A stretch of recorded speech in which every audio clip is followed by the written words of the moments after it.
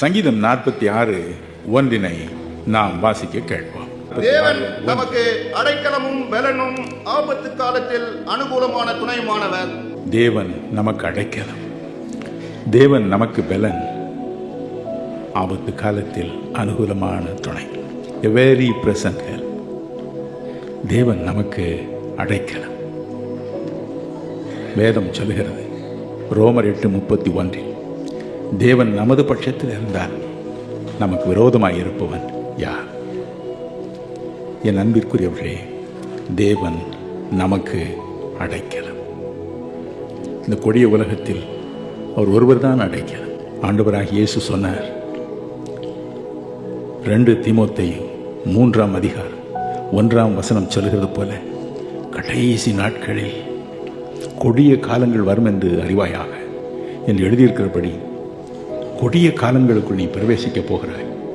உன் நாடு பிரவேசிக்கப் போகிறது. நாட்டில் உள்ள பக்தர்கள் பிரவேசிக்கப் போகிறார்கள். என் ஜனங்கள் பிரவேசிக்கப் போகிறார்கள். அதில் 1-6 வரை உள்ள வசனங்களில் எழுதியிருக்கிறது போல கடினமான நாட்கள் வரப்போகின்றன. எனவே நீ இந்த நாட்களில் தப்புவித்துக் கொள்ள, தேவனுடைய ஜனங்கள் தப்புவிக்க நீ பிரார்த்தனை செய்வது அவசியம் என்று இயேசு சொன்னார். வருடத்தின் முதல் 6 மாதம் கடினமான 6 மாதமாக இருக்கும். அடுத்த 6 மாதத்தில் லகுவை கட்டளையிடுவேன், நீ ஜெபம் பண்ணு என்று சொன்னார். ஆம், உண்மையான பக்தர்களுக்கு, எளியவர்களாகிய நமக்கு எத்தனை பாடுகள். நான் சிறுவனாக இருந்த பொழுது தமிழில் ஒரு பாடம் உண்டு, சிபி சக்கரவர்த்தி என்று. மிக அன்புள்ள மன உருக்கமுள்ள ஒரு சக்கரவர்த்தியாம் அவர். ஒரு நாள் தன்னுடைய பூங்காவனத்தில் உட்கார்ந்திருந்தார். அப்பொழுது எங்கிருந்தோ வந்த ஒரு புறா அவருடைய தோளில் வந்து உட்கார்ந்தது. அது நடுங்கிக் கொண்டு இருந்ததாம். அரசனுக்கு ஒரே ஆச்சரியம், என்ன இந்த புறா இப்படி நடுங்குகிறது என்று. பின்னாலேயே கருடன் வந்து துரத்தி கொண்டு வந்தது. அது அவருக்கு நேராக வந்து உட்கார்ந்தது. அரசன் கேட்டார், ஏனப்பா நீ நடுங்குகிறாய் என்று புறாவை பார்த்து. அந்த கருடன் என்னை விழுங்க வருகிறான், ஆகவே நடுங்குகிறேன் என்று சொன்னது. கருடனை பார்த்து கேட்டார், உனக்கு என்ன வேண்டும்? கருடன் சொல்லிட்டான், எனக்கு இந்த புறா வேண்டும், நான் சாப்பிட வேண்டும்.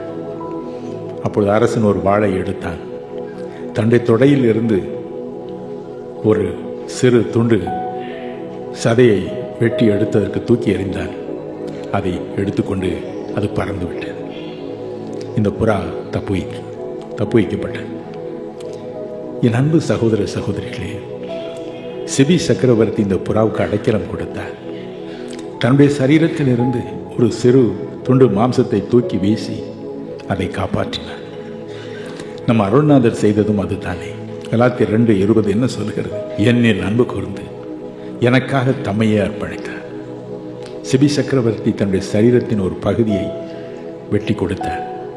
ஆனால் தேவகுமாரனாகிய இயேசு நம்மில் அன்பு கூர்ந்து நமக்காக தம்மையே ஒப்புக் கொடுத்தார்.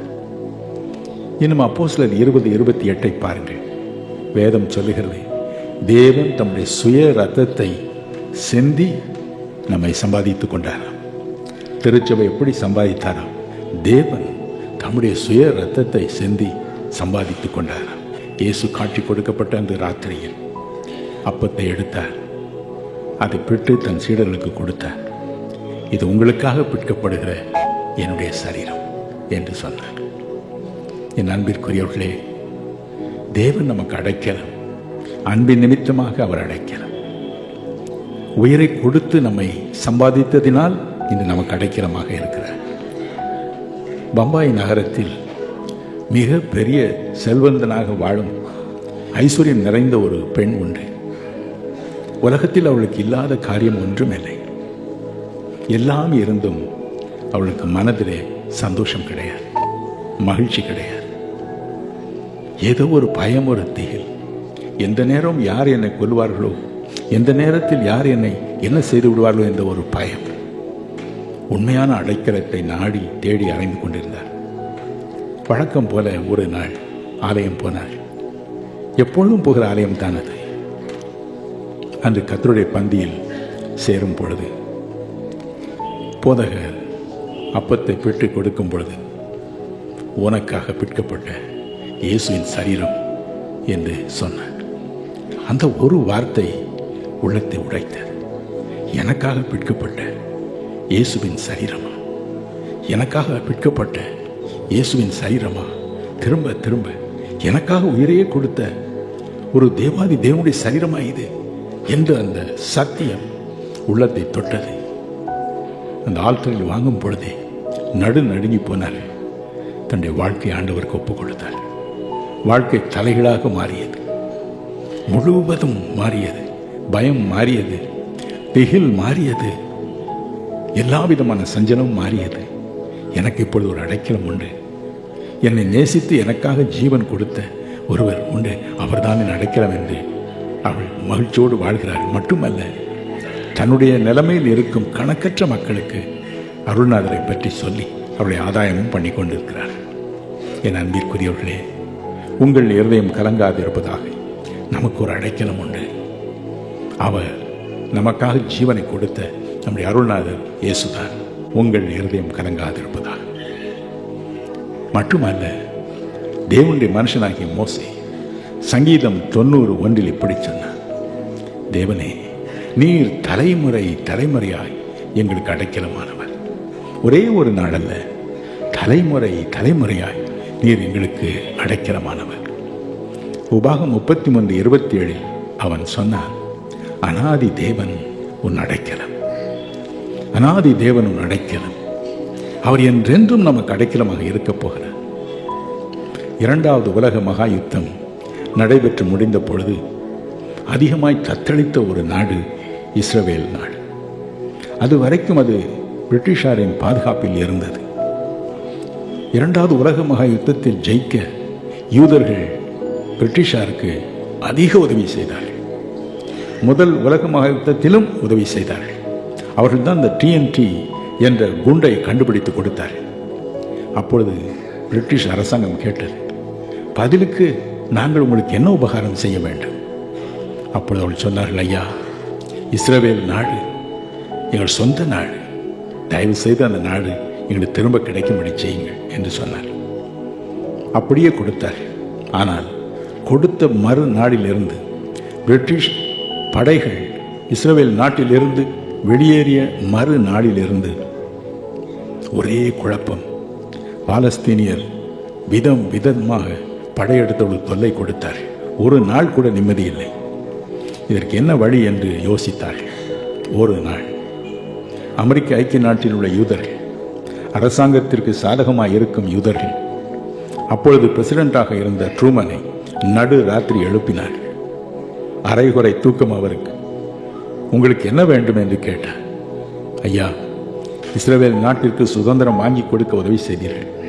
ஆனால் இப்பொழுது தனி நாடு என்று நீங்கள் அங்கீகாரம் பண்ணவில்லையே.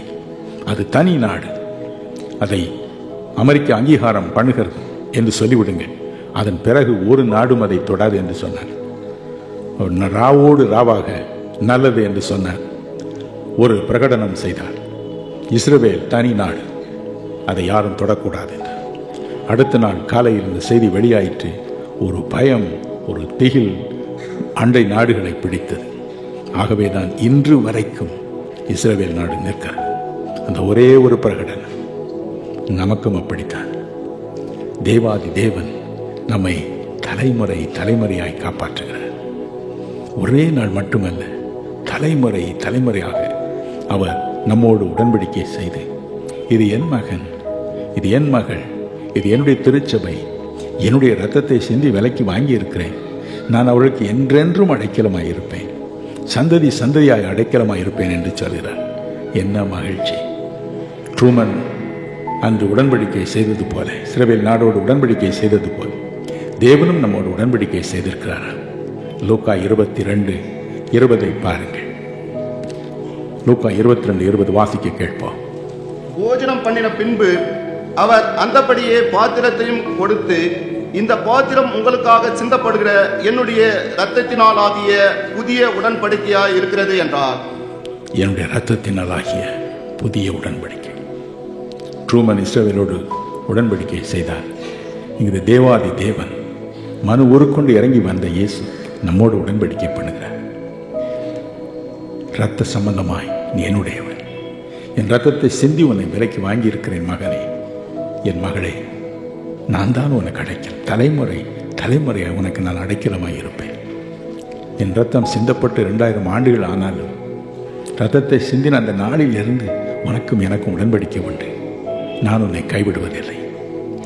ஆப்பிரிக்கா நாட்டை அருணாதர் இயேசுவின் பாதத்திற்கு கொண்டு வருவதற்காக இங்கிலாந்து தேசத்திலிருந்து டேவிட் லிவிங்ஸ்டன் என்ற பக்தன் புறப்பட்டு போனார்.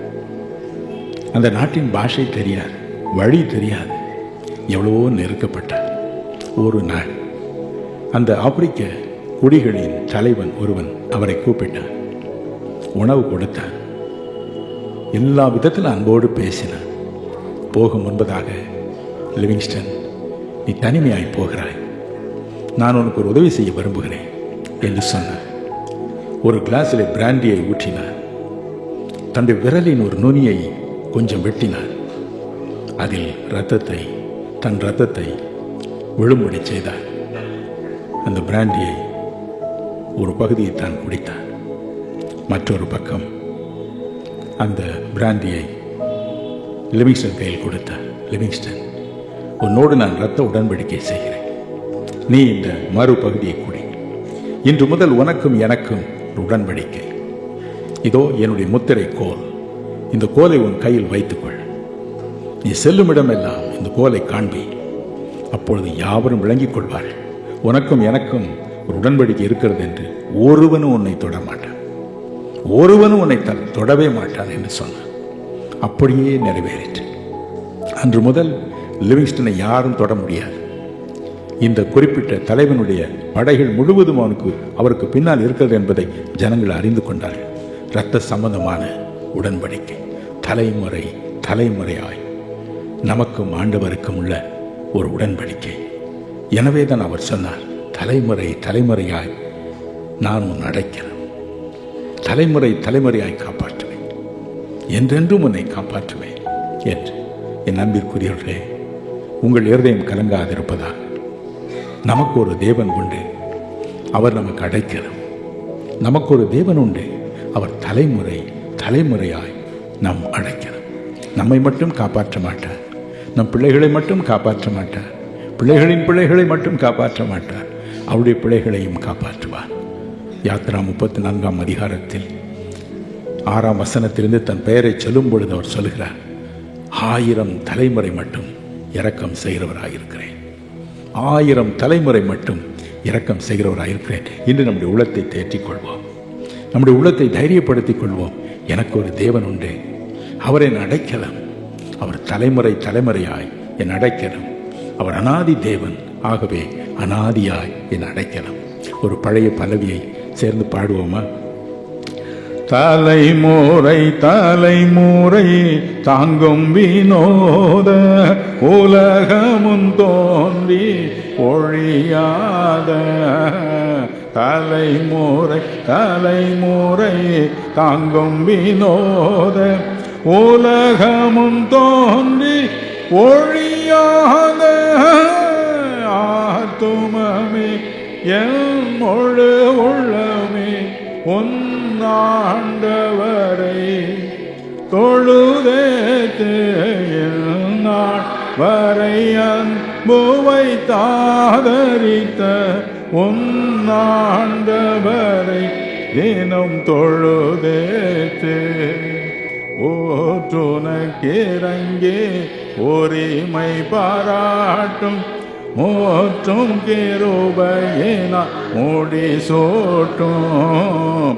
ஓற்றுன இறங்கே உரிமை பாராட்டும் மோற்றும் கிருபையினா மூடி சோட்டும். ஆத்துமமே முழு உள்ளமே உன்னாண்டவரை தொழுதேத்து நாள் வரை அன்புவை தாதரித்த உன்னாண்டவரை தினம் தொழுதேத்து. தலைமுறை தலைமுறை நம் ஆண்டவர் போகட்டும். தேவன் அடைக்கலமானவர், அனாதி தேவன், நித்திய அடைக்கலம் நமக்கு. இந்த ஒப்பற்ற தேவனை பற்றி தாவீது சொன்ன 2 சாமுவேல் 23:5 தேவன் என்னோடு கூட நிச்சயமான நித்திய உடன்படிக்கை பண்ணி இருக்கிறார். என் அன்பிற்குரியவர்களே, என்று நம்முடைய உள்ளத்தை ஆண்டவருக்கு பறி கொடுக்கிறோமோ அன்று முதல் அவர் நிச்சயமான நித்திய ஒரு உடன்படிக்கையை நம்மோடு பண்ணி இருக்கிறார். அவர் நம்மை விட்டு விலகுவதும் இல்லை, நம்மை கைவிடுவதும் இல்லை. போகட்டும். இந்த அடைக்கலமாய் இருக்கும், தலைமுறை தலைமுறை அடைக்கலமாய் இருக்கும் தேவனை நாம் எங்கு காணலாம்? யோபு 23:3-4 வசனங்களை வாசிக்க கேட்போம். யோபு எப்படி தடுமாறுகிறான் பாருங்கள். நான் அவரை எங்கே கண்டு சந்திக்கலாம்? நான் அவரை எங்கே கண்டு சந்திக்கலாம் என்பதை அறிந்தால் நலமாயிருக்கும். அப்பொழுது நான் அவர் ஆசனத்துக்கு முன்பாக வந்து சேர்ந்து என் நியாயத்தையும் அவருக்கு முன்பாக வரிசையாய் வைத்து காரியத்தை ரூபிக்கும் வார்த்தைகளால் என் வாயை நிரப்புவேன். நான் அவரை எங்கே கண்டு சந்திக்கலாம்? அங்கலாய்க்கிறான். என்னுடைய அங்கலாய்ப்பு இதுதான். நான் அவரை எங்கே கண்டு சந்திக்கலாம்? நான் அவரிடம் என்னுடைய காரியங்களை பற்றி கேட்க வேண்டும். அவனுடைய 10 குழந்தைகள் மரித்து போயின. சொத்து சுதந்திரங்கள் எல்லாம் ஒரே நாளில் மாயமாய் போய்விட்டது. யோபு 2:9 சொல்லுகிறது போல உன்னுடைய மனைவியும் அவனை தூஷித்தாள். இன்னுமா தேவனை நம்பி வாழ்கிறேன், அவரை தூஷித்து உயிரை விடும் என்று சொன்னாள். 2:6 சொல்லுகிறதே, ஐயோ அவனுடைய உடலெல்லாம் கொடிய பாருங்கள். சட்டையை கிழித்து எறிகிறார். பொழுதில் உட்கார்ந்து கொண்டு ஓடு ஒன்றை எடுத்து தன்னை சுரண்டி கொண்டு உட்கார்ந்திருக்கிறான். அப்பொழுதுதான் புலம்புகிறான், நான் அவரை எங்கே கண்டு சந்திக்கலாம்? நான் அவரை எங்கே கண்டு சந்திக்கலாம்? நான் நேருக்கு நேராக அவரோடு என் காரியங்களை சொல்ல விரும்புகிறேன். என் காரியங்களை குறித்து வாதாட விரும்புகிறேன். நான் அவரை எங்கே கண்டு சந்திக்கலாம்? துயரங்கள் வரும்பொழுது, துன்பங்கள் வரும்பொழுது நாமும் அப்படித்தான் புலம்புகிறோம். சென்னையிலே ஒரு பெரிய செல்வந்தர் மரிக்கும் நேரம் வந்தது. அவர் சொன்னார், நான் அவரை எங்கே கண்டு சந்திக்கலாம்? அவருடைய இயேசு கிறிஸ்துனுடைய படம் ஒன்றை கொண்டு வந்தார். அதை தன் மார்பிலை இறுக பிடித்துக் கொண்டார். அந்த படத்தில் இருப்பவர் தான் உயிரோடு தன்னுடைய இருப்பதாகவே எண்ணிக்கொண்டு இறுக பிடித்துக் கொண்டார். அப்படியே ஜீவனை விட்டார். நம் உள்ளம் தேடுகிறது, நான் அவரை எங்கே கண்டு சந்திக்கலாம்? நோய் நம்மை வாட்டும் பொழுது, தரித்திரம் வாட்டும் பொழுது, விரோதிகள் நமக்கு விரோதமாக எழும்பும் பொழுது, ஓடுவதற்கு இடமில்லாமல் நாம் தவிக்கும் பொழுது, நான் அவரை எங்கே கண்டு சந்திக்கலாம்? நான் எங்கே அவரிடம் பேசலாம்? என் அன்பிற்குரியவர்களே, எல்லாம் நலமாய் இருக்கும் பொழுது ஜெபிப்பது சுலபம். எல்லாம் நன்றாய் இருக்கும் பொழுது விசுவாசத்தை பற்றி பேசுவது மிக இனிமை. ஆனால் கடினமான சூழ்நிலை வரும்பொழுது, இழப்புகள் வரும்பொழுது, நஷ்டங்கள் வரும்பொழுது, கடன்காரர்கள் வந்து நாளை உன்னை ஜெயிலில் போட போகிறோம் என்று சொல்லும் பொழுது, நாளை கோர்ட் கேஸ் வரப்போகிறது, என்ன ஆகப் போகிறதோ என்ற பயம் உள்ளத்தை பிடிக்கும் பொழுது, உடல் முழுதும் தாங்க முடியாத நோயின் வேதனை வாட்டி வதைக்கும் பொழுது, நம்முடைய ஒரே கேள்வி, நான் அவரை எங்கே சந்திக்கலாம்? Where can I meet him? Where can I meet him? வேதம் அதற்கு என்ன பதில் சொல்லுகிறது பாருங்கள். சங்கீதம் 11:4, கர்த்தர் தம்முடைய பரிசுத்த ஆலயத்தில் இருக்கிறார். ஹல்லேலூயா! என்ன பதில் பாருங்கள். நான் அவரை எங்கே கண்டு சந்திக்கலாம்? வேதம் சொல்லுகிறது, தினகரன், நீ அவரை அவருடைய பரிசுத்த ஆலயத்தில் கண்டு சந்திக்கலாம். என்ன மகிழ்ச்சி, என்ன பரவசம்! 1 நாளாகமம் 28:2 வாசித்து பாருங்கள். தாவீது சொல்லுகிறான், நான் அவருக்கு ஒரு ஆலயத்தை கட்டியிருக்கிறேன். எதற்கு? அவருடைய பாதப்படி அங்கு தங்குவதற்கு. அவருடைய பாதப்படி தங்குவதற்கு கட்டியிருக்கிறேன், பயப்படாதீர்கள். 2 நாளாகமம் 7:15-16 பாருங்கள். இந்த ஆலயத்தை சாலமோன் கட்டின பொழுது தேவனுக்கு ஒரே பரவசம், ஒரே மகிழ்ச்சி. அவர் என்ன சொன்னார்? ஐயோ, என்னுடைய இருதயம் இங்கே இருக்கும், என் கண்கள் இங்கே இருக்கும், என் காதுகள் திறந்தே இருக்கும், என் நாமம் இங்கே இருக்கும். ஒரே பரவசம் அவருக்கு. தேவன் தம்முடைய ஆலயத்தில் இருக்கிறார். கர்த்தர் தம்முடைய பரிசுத்த ஆலயத்தில் இருக்கிறார். என்ன பாக்கியம் பாருங்கள். காணக்கூடாத இறைவனை நாடி தேடி ஓடி மக்கள் எங்கெல்லாமோ போகிறார்கள், எங்கெல்லாமோ போகிறார்கள். நான் தேவன் சொல்லுகிறார், என்னுடைய நாமத்திற்கென்று அர்ப்பணிக்கப்பட்ட பிரதிஷ்டை பண்ணப்பட்ட பரிசுத்த ஆலயத்தில் நான் இருக்கிறேன். கர்த்தர் தம்முடைய பரிசுத்த ஆலயத்தில் இருக்கிறார். அங்கே அவர் உலாவிக் கொண்டிருக்கிறார். அங்கே உலாவிக் கொண்டிருக்கிறார். நான் ஸ்டேட் பேங்கில் இருந்த பொழுது ஒரு குறிப்பிட்ட அலுவலகத்தில் ஒரு டஃபேதர், அதாவது பியூன்களுக்கெல்லாம் தலைவர் இருந்தார். ரிட்டையர்டாக போகும் நாட்கள் வந்தது. அவனுக்கு ஒரே மகன். ஐயோ, நான் ரிட்டையர் ஆகிட்டா என்ன சார் பண்ணுவேன், என் மகனுக்கு ஒரு வேலை கிடைச்சா நல்லா இருக்கும் என்று சென்னைக்கு போனார். அப்பொழுது பேங்கின் தலைவர் மிக நல்லவர், அன்பே உருவானவர். அவர் வீட்டிற்கு போனார்.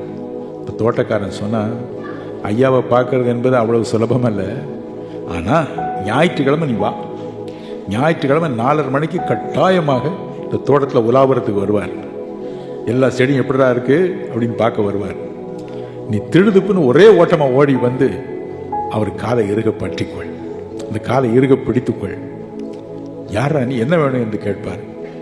நீ என்ன வேணுமோ எழுதி கொண்டா அவர் கையில் கொடுத்துரு, அவர் ஒரு எஸ்ன்னு போட்டார்னு போட்டது தான் என்று சொல்ல. அவன் பேர் பச்சையப்பன். பச்சையப்பன் புறப்பட்டு போனார் சென்னைக்கு. ஞாயிற்றுக்கிழமை 4:30 மணிக்கு காத்திருந்தார். அப்பொழுது பேங்கின் தலைவர் அங்கே வந்தார், உலாவிக் கொண்டிருந்தார். ஓடி போய் காலை பிடிச்சிட்டான். அவர் கேட்டு சொன்னது போலவே, தோட்டக்காரர் சொன்னது போலவே, உனக்கு என்ன வேண்டும் என்றார். மௌனமாக இதை நீட்டினார். படித்தார். ஓ, இவ்வளவு காலம் நீ சர்வ் பண்ணியிருக்கியா, ஓகே, பையனுக்கு வேலை கொடுக்கிறேன் என்றார். கொடுத்தார். அந்த பாதங்களை இறுக பற்றி கொண்டார். தாவீது தான் சொன்னான், 1 நாளாகமம் 28:2, என் தேவனுடைய பாதபடி தங்கத்தான் இதை கட்டியிருக்கிறேன், யாரும் அந்த கால்களில் விழலாம். தேவன் தம்முடைய பரிசுத்த ஆலயத்தில் இருக்கிறார். மார்ட்டின் லூத்தர் ஒரு கத்தோலிக்க குருவாக அபிஷேகம் பெற்றார். முதல் தடவையாக ஒரு ஆலயத்திலே அபிஷேகம் பெற்ற பிறகு ஆற்றலுக்குள் நுழைகிறார். அவருடைய 2 கைகளிலும் வெட்கப்பட்ட இயேசுவின் சரீரமாகிய துண்டுகளை வைத்துக்கொண்டு உள்ளே நுழைகிறார். முதல் தடவை. எல்லாருடைய கண்களும் அவரை பார்த்து கொண்டிருக்கின்றன. அவருடைய பெற்றோர் அவரை பார்த்து கொண்டிருக்கிறார். என் மகன் பெரிய குரு ஆயிட்டான், இப்போ எல்லாருக்கும் அவன் தான் கம்யூனியன் கொடுக்க போகிறான் என்று உள்ளே நுழைந்த அவர் அப்படியே முகங்குப்புற விழுந்தார். அந்த தட்டை போட்டுவிட்டு எல்லாரும் ஓடினார்கள். என்னவென்று கேட்டால் தூக்கி நிறுத்தினார்கள். ஆராதனை முடிந்த பிறகு அவர் சொன்னார், உள்ளே நுழைந்தேன், அந்த ஆல்டரிலே தேவாதி தேவனுடைய பிரசன்னத்தை அப்படியே கண்டேன், என்னால் தாங்க முடியவில்லை, விழுந்து விட்டேன் என்று சொன்னார். என் அன்பிற்குரியவர்களே, எத்தனை பரவசம் பாருங்கள். நம்முடைய தேவன் தம்முடைய பரிசுத்த ஆலயத்தில் இருக்கிறார். அங்கே உலாவிக் கொண்டிருக்கிறார். சும்மா இல்லை, உலாவிக் கொண்டிருக்கிறார். தமது பிள்ளைகள் மத்தியில் உலாவுவது அவ்வளவு சந்தோஷம், அத்தனை மகிழ்ச்சி அவருக்கு. கவலைப்படாதீர்கள். அருமை இரட்சகர் சொல்லி போனாரே, உலகத்தின் முடிவு பரியந்தம் சகல நாட்களிலும் நான் உங்களுடனே கூட இருக்கிறேன், நான் என் ஆலயத்தில் உலாவிக் கொண்டிருக்கிறேன். உங்களுக்கு என்ன வேண்டும்? சந்தோஷமாயிருங்கள், தைரியமாயிருங்கள். எங்கேயோ தேவன் இருக்கிறார். அவர் எப்படி கண்டுபிடிப்பது?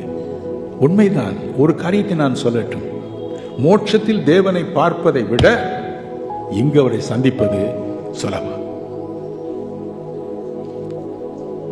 1962 ஆண்டு அக்டோபர் மாதம் 10ஆம் தேதி முதல் தடவை அருமை இரட்சகர் என்னை பரிசுத்த ஆவியினால் நிரப்பினார். 3 மணி நேரம் என்னை சுற்றிலும் பலர் இருக்க நான் அவரை தரிசித்தேன். 3 மணி நேரம் அவரோடு பேசினேன். அவருடைய குரலை கேட்டேன். அன்று முதல் அவரோடு நடந்து வருகிறேன். பல சமயங்களிலும் முக்கியமான காரியங்களை சொல்ல வேண்டும் என்றால், தேசங்களுக்கு சம்பவிக்கப் போகிறவர்களை சொல்ல வேண்டும் என்றால், அல்லது என் ஊழியத்தில் ஒரு திருப்பத்தை கொண்டு வரப்போவதாக அவர் எண்ணினார், மோட்சத்திற்கு அழைப்பார். இந்த சரீரத்தில் அல்ல, ஆவியில். வேதம் சொல்கிறது, வெளிப்படுத்தின விசேஷம் 1ஆம் அதிகாரம் 10ஆம் வசனத்தில், 4ஆம் அதிகாரம் 1ஆம் வசனம் 2ஆம் வசனத்தில், நீ இங்கே ஏறி வா என்று யோவானை அழைத்தார்.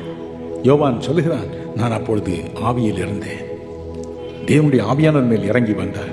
இயற்கைக்கு அப்பாற்பட்ட இந்த சக்திகளை தாண்டி மேலே போக பரிசுத்த ஆவியானுடைய வல்லமை உங்கள் சரீரத்தில் இறங்கும், மகிமையோடு இறங்கும். அப்பொழுது ஒரு குரல் கேட்கும், தினகரன் நீ இங்கே வா. அந்த அன்பு குரலை கேட்கும் பொழுது ஒரு வல்லமை இறங்கி வரும். ஒரு கரம் தூக்கி செல்லும். மேக மண்டலத்தை பார்ப்பீர்கள். கோடிக்கணக்கான நட்சத்திரங்களை நீங்கள் கடந்து செல்வீர்கள். இங்கிருந்து கடுகு போல காணப்படும் இந்த நட்சத்திரங்கள், ஒவ்வொரு நட்சத்திரமும் ஒரு பெரிய இமயமலை போல காணப்படும். அப்படி அவைகள் நிறைந்திருக்கும். அவைகளெல்லாம் தாண்டிதான் அருள்நாதர் உங்களை மோட்சத்திற்கு கொண்டு போவார். மோட்சத்திலேயும் 3 இடங்கள் உண்டு.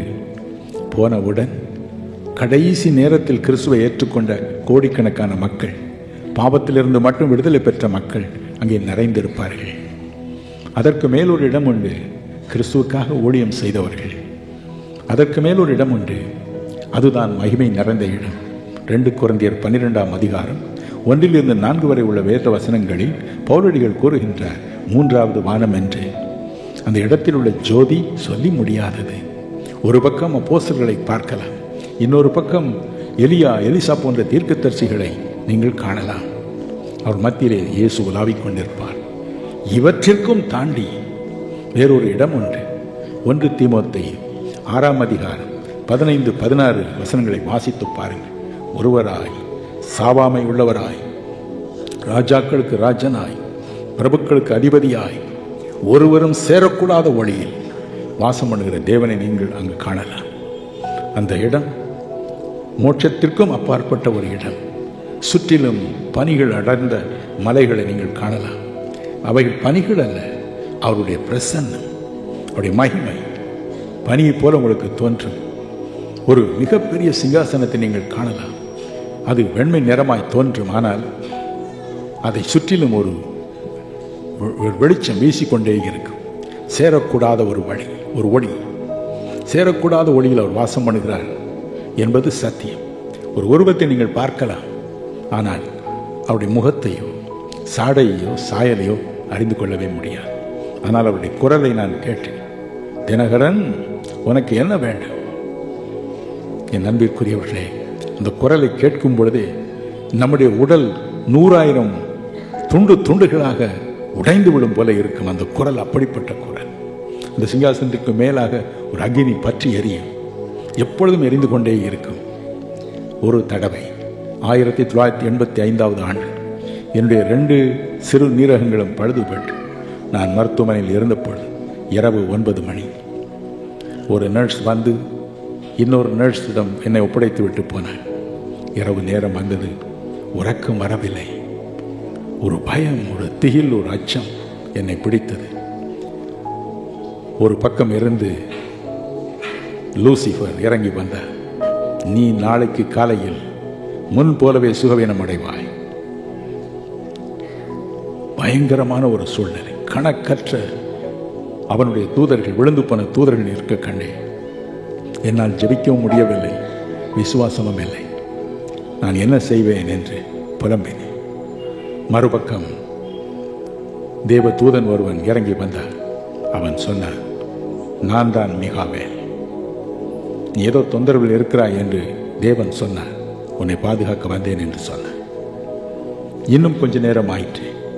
வானத்திலிருந்து ஒரு வெளிச்சம் இறங்கி வந்தது. அதில் தேவனுடைய சிங்காசனத்தை கண்டேன். அதன் மேல் எரியும் அந்த விளக்கை, அந்த அக்னியை கண்டேன். தேவனுடைய குரல் ஒலித்தது, நானே ஆபிரகாமின் தேவன், நானே ஈசாக்கின் தேவன், நானே யாக்கோபின் தேவன், யாதொன்றும் உன் ஜீவனை பறிப்பதில்லை என்று சொன்னார். என்ன மகிழ்ச்சி, என்ன சந்தோஷம்! அப்படியே நான் தேவனுடைய மார்பில் சாய்ந்து உறங்கினது போல ஒரு உணர்ச்சி, அப்படியே உறங்கிவிட்டேன். அடுத்த நாள் காலையில் 7 டாக்டர்கள் கொண்ட குழு வந்தது. உடனே பார்த்து சொன்னார்கள், mister Dinakaran, you are doing exceedingly well. Mister Dinakaran, எவ்வளவு சுகமாக இருக்கிறீர்கள், நீங்கள் உடனே வீட்டிற்கு போகலாம் என்று சொன்னார்கள். கவலைப்படாதிருங்கள், தொல்லைகள் வரலாம், பாடுகள் வரலாம், ஆனால் மோட்சத்தில் நமக்கு ஒரு அடைக்கலம் உண்டு. தேவாதி தேவன், கோடிக்கணக்கான தேவதூர்கள் அவரை சூழ்ந்திருக்கிறார்கள். அந்த இடத்திற்கு போகக்கூட ஒருவரால் முடியாது. சேரக்கூடாத ஒளி, யாரும் எளிதில் போய்விட முடியாது. அங்கு போய் சேர்வது என்பது, அங்கு போய் தேவனை பார்ப்பது என்பது கடினம். ஆனால் அதே தேவன் இங்கு பரிசுத்த ஆலயத்தில் இருக்கிறார். எத்தனை மகிழ்ச்சி, எத்தனை மகிழ்ச்சி! நாம் இதை போக விட்டு அங்கு போய் பார்க்க போகிறோம் என்று சொல்வது எவ்வளவு மதியினம் பாருங்கள். அதையெல்லாம் ஒடுக்கி தன்னுடைய சகல மகிமையும் ஒடுக்கி இங்கு வந்து நாம் கட்டியிருக்கிற இந்த சின்ன ஆலயத்தில், மிக குறைந்த விலையில் நாம் கட்டியிருக்கும், செலவில் கட்டியிருக்கும் இந்த சின்ன ஆலயத்தில் வந்து உட்கார்ந்திருக்கிறார். என் பிள்ளைகள் வருவார்கள், என்னை பார்க்க வருவார்கள். நான் அவர்களை அள்ளி அணைத்து முத்தமிட்டு மகிழ்வேன். ஐயோ, என்ன சந்தோஷம்! கர்த்தர் நம்முடைய பரிசுத்த ஆலயத்தில் இருக்கிறார். ஏசாயா தீர்க்கதரிசியின் புஸ்தகம் 6ஆம் அதிகாரம் 1ஆம் வசனத்தை பாருங்கள். தேவாதி தேவன் சிங்காசனத்தின் மீது வீற்றிருக்க கண்டேன், அவருடைய வஸ்திர தொங்கலால் ஆலயம் முழுவதும் நிறைந்திருந்தது என்று ஏசாயா தீர்க்கதரிசி எழுதுகிறார். இப்பொழுதும் கூட நீங்கள் தனிமையாக இல்லை. நீங்கள் உட்கார்ந்திருக்கும் இடத்தில் அவருடைய வஸ்திர தொங்கல் இருக்கிறது. உங்களை சுற்றிலும் அவர் உலாவிக் கொண்டிருக்கிறார். மார்க் 5:22-25 வரை வாசித்து பாருங்கள். அங்கே யவீரு இயேசுவின் பாதத்தில் விழுந்தார். ஆண்டவரே, நீர் சீக்கிரமாய் வாரும், மரிக்கும் என் பெண்ணை காப்பாற்றும் என்றார். 7:25 பாருங்கள். கானானிய ஸ்திரீ இயேசுவின் பாதத்தில் விழுந்தாள். பிசாசினால் பாதிக்கப்படும் என் மகளை காப்பாற்றும் என்றாள்.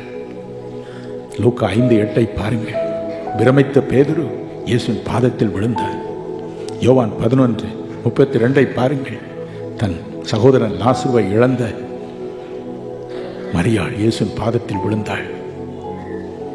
இயேசு அவளுக்கு அடைக்கலம் கொடுத்தார். அதே பாதங்கள், அதே கிறிஸ்து இயேசுவின் பாதங்கள் இன்று நம்முடைய ஆலயத்தில் உலாவிக் கொண்டிருக்கிறது. கர்த்தர் தம்முடைய பரிசுத்த ஆலயத்தில் இருக்கிறார். வெளிப்படுத்தின விசேஷம் 1:20 பாருங்கள். வெளிப்படுத்தின விசேஷம் 2ஆம் அதிகாரம் 1ஆம் வசனத்தை பாருங்கள். அந்த 7 பொன் கொத்து விளக்குகளை பார்த்தாய், அது 7 சபைகளாம். அந்த 7 சபைகள் மத்தியிலே இயேசு உலாவிக் கொண்டிருக்கிறார். உங்கள் அருகே உலாவிக் கொண்டிருக்கிறார். இப்பொழுது உலாவிக் கொண்டிருக்கிறார். பல ஆண்டுகளுக்கு முன்பு நான் தஞ்சாவூரில் உள்ள சென்ட் பீட்டர்ஸ் ஆலயம் என்ற ஆலயத்திற்கு போயிருந்தேன். அங்கே ஒரு LIC ஆபீசர் வந்திருந்தார். ஆலயத்திற்கு வருவாரே தவிர அவருக்கும் தேவனுக்கும் சம்பந்தமே கிடையாது. எதையும் அவர் நம்பவும் மாட்டார். அன்று இதே போல பிரசங்கித்தேன். முடித்த பிறகு மக்களுக்காக ஜபித்தேன், வந்திருந்தவர்களுக்காக.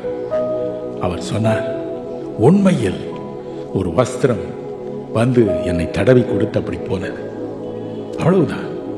யாரோ நடந்து போவது போல, ராஜா நடந்து போனது போல, நடந்து போகும் பொழுது அவருடைய வஸ்திரம் என்னை தடவி போனது போல இருந்தது. என் வாழ்க்கையே மாறி போனது, தலைகளாக மாறி போனது. முற்றிலும் மாற்றம், முற்றிலும் தூய்மை, முற்றிலும் மாறுதல். அவருடைய பெயர் பிரதர் ஜெரி மேனியன். இன்று சென்னையில் இயேசு இருக்கிறார். அலுவலகத்தில் என்னோடு கூட அரும்பாடுபட்டு வருகிறார். என் அன்பிற்குரியவர்களே, இன்று காலையில் கர்த்தர் நம்முடைய பரிசுத்த ஆலயத்தில் இருக்கிறார். நம்மோடு உலாவிக் கொண்டு இருக்கிறார். என் பிள்ளைகள் எதையும் கேட்பார்கள். என்ன கேட்பார்களோ தெரியவில்லை, நான் கொடுக்க வேண்டும். எனவே நான் உலாவிக் கொண்டிருக்கிறேன் என்கிறார். என்ன மகிழ்ச்சி பாருங்கள், என்ன சந்தோஷம்! கவலைப்படாதீர்கள். ஆலயத்திற்கு எதற்கு வருகிறோம்? தேவாதி தேவன் என் அடைக்கலம். தேவாதி தேவன் என் தலைமுறை தோறும் அடைக்கலம். தேவாதி தேவன் என் ஜெபத்தை கேட்க உலாவிக் கொண்டிருக்கிறார். நாம் ஜெபிப்போம். உங்கள் இருதயம் கலங்காதிருப்பதாக. நீங்கள் தனிமையாக இங்கு உட்கார்ந்திருக்கவில்லை. உங்கள் அருகே தேவன் உலாவிக் கொண்டிருக்கிறார். ஆபிரகாமின் தேவன், ஈசாக்கின் தேவன், யாக்கோபின் தேவன் உலாவிக் கொண்டிருக்கிறார். தாவீதின் தேவன் உலாவிக் கொண்டிருக்கிறார். சாலமோனின் ஆலயத்தில் இருந்தவர் உலாவிக் கொண்டிருக்கிறார். நான் உனக்கு என்ன செய்வேன் என்று இருக்கிறாய், நான் உனக்கு என்ன செய்வேன் என்று இருக்கிறாய் என்று கேட்டு உலாவிக் கொண்டிருக்கிறார். தயவு செய்து தைரியம் கொள்ளுங்கள். தயவு செய்து தீர்மானம் செய்யுங்கள். நான் எதை விட்டாலும் ஆண்டவரே, உம்முடைய பிரசன்னத்தை விடவே மாட்டேன், உம்முடைய ஆலயத்தை விடவே மாட்டேன். நான் உம்முடைய ஆலயத்திற்கு வருவேன். நீர் பரிசுத்த ஆலயத்தில் இருக்கிறீர். நான் உம்மை விடவே மாட்டேன். உம்முடைய பாதங்களை விடவே மாட்டேன். உம்மை விட்டு விலகவே மாட்டேன். ஓடி வருவேன், ஓட்டமாய் ஓடி ஓடி வருவேன். நீர் என்னை ஆசீர்வதியும், நீர் என்னை ஆசீர்வதிப்பீர், நீர் என்னை ஆசீர்வதியும், நீர் என்னை ஆசீர்வதியும் என்று நாம் அவரை தேடி வருவோம். பிரியமானவர்களே, தயவு செய்து தைரியம் கொள்ளுங்கள், தயவு செய்து தைரியம் கொள்ளுங்கள். தேவன் நம்மை தனிமையாக இருக்க விடவில்லை. தனிமையாக இருக்க அவர் விரும்பவும் இல்லை. அவரோடு வந்திருக்கிறார். இப்பொழுதும் ஒரு தடவை நம்முடைய விசுவாசத்தை நாம் இப்பொழுது உறுதிப்படுத்திக் கொள்வோம். நான் ஒழுங்காய் ஆலயம் வருவேன், என் தேவனை முகமுகமாய் சந்திப்பேன், அவர் என்னை ஆசீர்வதிப்பார், என் கண்ணீரை துடைப்பார், எனக்கு புது பலன் தருவார். இன்று இந்த 10:30 மணிக்கு கர்த்தர் நம்மை தொடும்படி நான் ஜெபிப்போமா? எல்லாரும் ஜெபிப்போம், எல்லாரும் ஜெபிப்போம். ஒருவர் பாக்கி இல்லாமல் நான் தேவனுடைய சமூகத்தில் இருக்கிறேன். என் நிறைவேறாத வாஞ்சைகளை அவர் நிறைவேற்றுவார், என் கஷ்டங்களை மாற்றுவார், நோய்களை குணமாக்குவார், பரீட்சையில் எனக்கு வெற்றி கொடுப்பார், உயர்ந்த பதவிகளை கொடுப்பார், நல்ல வேலைகளை கொடுப்பார், வீட்டை எனக்கு புது வீடாக கட்டி கொடுப்பார், நல்ல மனைவியை தருவார், நல்ல கணவனை தருவார், நல்ல குழந்தைகளை தருவார், எல்லா பாக்கியத்தையும் எனக்கு தருவார். கர்த்தர் தம்முடைய பரிசுத்த ஆலயத்தில் இருக்கிறார், அவர் பரிசுத்த ஆலயத்தில் உலாவிக் கொண்டு இருக்கிறார். நான் இப்பொழுது அவருடைய சமூகத்தில் இருக்கிறேன் என்று நம்மை தேற்றிக் கொள்வோம். தைரியமாய் ஜபிப்போம். எல்லாரும் வாய்களை திறந்து ஜபிப்போம், எல்லாரும் வாய்களை திறந்து ஜபிப்போம், எல்லாரும் வாய்களை திறந்து ஜபிப்போம், எல்லாரும் ஜபிப்போம், கண்ணீரோடு ஜபிப்போம். கர்த்தர் நம்மை ஆசீர்வதிக்க வந்திருக்கிறார். அவர் எழுந்தருளி இருக்கிறார். பிரியமானவர்களே, அவர் எழுந்தருளி இருக்கிறார். கர்த்தர் தம்முடைய பரிசுத்த ஆலயத்தில் எழுந்தருளி இருக்கிறார். மோட்சத்தில் இருந்தது போலவே எழுந்தருளி இருக்கிறார். ஐயோ, என்ன பாக்கியம், என்ன பாக்கியம், என்ன பாக்கியம், என்ன பாக்கியம், என்ன பாக்கியம், என்ன பாக்கியம். அவர் உங்களை ஆசீர்வதிப்பார், உங்கள் கண்ணீரை துடைப்பார். கவலைப்படாதீர்கள். எங்கள் அருமை இரட்சகனே, வந்திருக்கிற ஒருவரையாவது நீ தொடாமல் அனுப்பவே கூடாது. ஒவ்வொருவரையும் ஆசீர்வதியும், ஒவ்வொருவரையும் ஆசீர்வதியும், ஒவ்வொருவரையும் ஆசீர்வதியும் அப்பா, ஒவ்வொருவரையும் ஆசீர்வதியும். ஒவ்வொரு தலை மீது உடைய கை இப்பொழுது வையும். நீர் வைப்பதை அவர் உணரட்டும், நீர் வைப்பதை உணர வேண்டும், உணர வேண்டும். ஐயோ, யாரோ என்னை தொடுகிறார்களே, யாரோ என்னை தொடுகிறார்களே, யாரோ என்னை தொடுகிறார்கள், யாரோ என்னை தொடுகிறார்கள். ஏதோ ஒரு சக்தி என்னை நிரப்புகிறது, ஏதோ ஒரு ஆசீர்வாதம், பேரானந்தம், பெரும் மகிழ்ச்சி, சமாதானம், சாந்தி உள்ளத்தை நிரப்புகிறது. என் கவலைகள் போகின்றன, என் கவலைகள் போகின்றன, கவலைகள் போகின்றன. ஐயோ, ஒரு அன்பு என்னை நிரப்புகிறது, நிரப்புகிறது. ஐயோ, என் கவலைகள் போகின்றன. ஐயோ, ஒரு சமாதானம் என்னை நிரப்புகிறது. யாரோ தொடுகிறார்களே, யாரோ தொடுகிற இந்த ஒரு உணரட்டும். இயேசு சுவாமி, தொடும் ஆண்டவரே, தொடும் அப்பா, தொடும். ஒவ்வொரு நோயையும் குணமாக்கும். வலியினால் வந்தவள் வலி இல்லாமல் போகட்டும், பிரச்சனையோடு வந்தவள் பிரச்சனை இல்லாமல் போகட்டும், கட்டியோடு வந்தவள் கட்டி இல்லாமல் போகட்டும், கண் பார்வை இல்லாமல் வந்தவள் பார்வையோடு போகட்டும். எல்லா பிரச்சனைகளையும் அப்பா தடவி கொடுத்து நீட்டி அனுப்பும். ஆசீர்வதியம், ஆசீர்வதியம், ஆசீர்வதியம் அப்பா, ஆசீர்வதியம். தேவன் தாமே அவருடைய முகத்தில் உள்ள கண்ணீரை எல்லாம் துடைப்பார் என்று எழுதியிருக்கிறது. சகல முகங்களிலும் இருந்து கண்ணீரை துடைப்பார் என்று எழுதியிருக்கிறது. வந்திருக்கிற ஒவ்வொருவரையும் பார், ரகசிய கண்ணீரை எல்லாம் பார். அங்கங்கே உட்கார்ந்து தடவிக்கொண்டு இருக்கிற ரகசிய கண்ணீரை பாரும். ஒவ்வொரு சொட்டு கண்ணீரையும் துடைத்திரளும். சகல முகங்களிலும் இருந்து, எல்லா முகங்களிலும் இருந்து கண்ணீரை துடையும் அப்பா, துடையும் ஆண்டவரே. அந்த கண்ணீரை நீ திரும்ப வரவே கூடாது, அந்த பிரச்சனை நீ காணப்படவே கூடாது. அந்த பிள்ளைகளை ஆசீர்வதி. ஆனந்த மகிழ்ச்சினால் நிரப்பும், ஆனந்த மகிழ்ச்சினால் நிரப்பும், ஆனந்த மகிழ்ச்சினால் நிரப்பும், ஆனந்த கண்ணீரினால் நிரப்பும். நான் தேவனை தரிசித்தேன், தேவனை தரிசித்தேன், நான் தேவனை தரிசித்தேன். இயேசு என்னை தொட்டார், தேவாதி தேவன் என்னை தொட்டார் என்ற மகிழ்ச்சியோடு பிள்ளைகள் போகட்டும். அவருடைய பிரச்சனைகள் எல்லாம் இயேசு ராஜா, நீர் என கொடுத்த அதிகாரத்தின்படி உடைய நாமத்தினாலே சபிக்கிறேன். எல்லா பிரச்சனைகளையும் சபிக்கிறேன், அந்தகார சக்திகளின் வல்லமைகளை சபிக்கிறேன், மந்திர தந்திரங்களை சபிக்கிறேன். அப்புறப்படுத்தும். இந்த பிள்ளைகளை தொடவே கூடாது. இன்று ஒவ்வொருவரும் ஆசீர்வாதம் பெற்று போகட்டும். ஒவ்வொருவரையும் ஆசீர்வதித்து அனுப்புவதற்காக நன்றி.